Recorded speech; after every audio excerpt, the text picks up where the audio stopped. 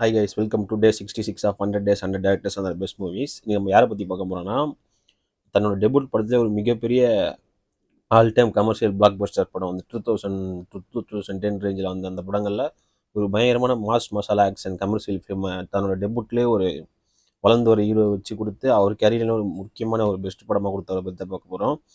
நம்ம தருண் கோபி. அவரோட டெபியூட் படம் என்னென்னு பார்த்தீங்கன்னா திமிரு. இவர் இந்த டேரக்டர் வந்து நிறைய படங்களில் வந்து குணச்சித்திர இடங்கள் நடிப்பார்.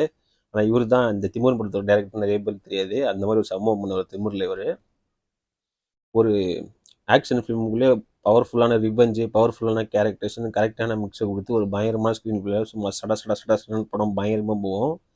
இந்த படத்தில் தமிழ் சினிமாலே one of the best female antagonist character கொடுத்துருப்பாரு. அதாவது பெண் வில்லி கதாபாத்திரம். நீலாம்பரிக்கு அப்புறம் நம்ம ஸ்ரேயா ரெட்டி வந்து ஈஸ்வரி கேரக்டர்னு ஒன்று ப்ளே பண்ணியிருப்பாங்க. எலே இசுக்கு அப்படின்னு சொல்லிட்டு கொஞ்ச நேரம் தான் வருவாங்க. ஆனால் ஒரு பயங்கரமான வில்லனிசத்தை காட்டியிருப்பாங்க அவங்க ஸ்ரேயா ரெட்டி. அவங்க ஷோ ஸ்டீலர்னே சொல்லலாம். தூக்கி சாப்பிட்ருவாங்க அவங்க பெர்ஃபார்மன்ஸில். விஷாலோட பெர்ஃபார்மன்ஸ் இதில் சூப்பராக இருக்கும். நம்ம யுவன் மியூசிக்கும் பட்டையை கிளப்பியிருப்பார். நம்ம வடிவேல் சார் காமெடியும் சூப்பராக இருக்கும் இந்த படத்தில். ஆக மொத்தத்தில் ஒரு பயங்கரமான ஒரு கமர்ஷியல் படம்னே சொல்லலாம் தின்புது. விஷால் சார் கரியரில் ஒரு முக்கியமான படம்னே சொல்லலாம்.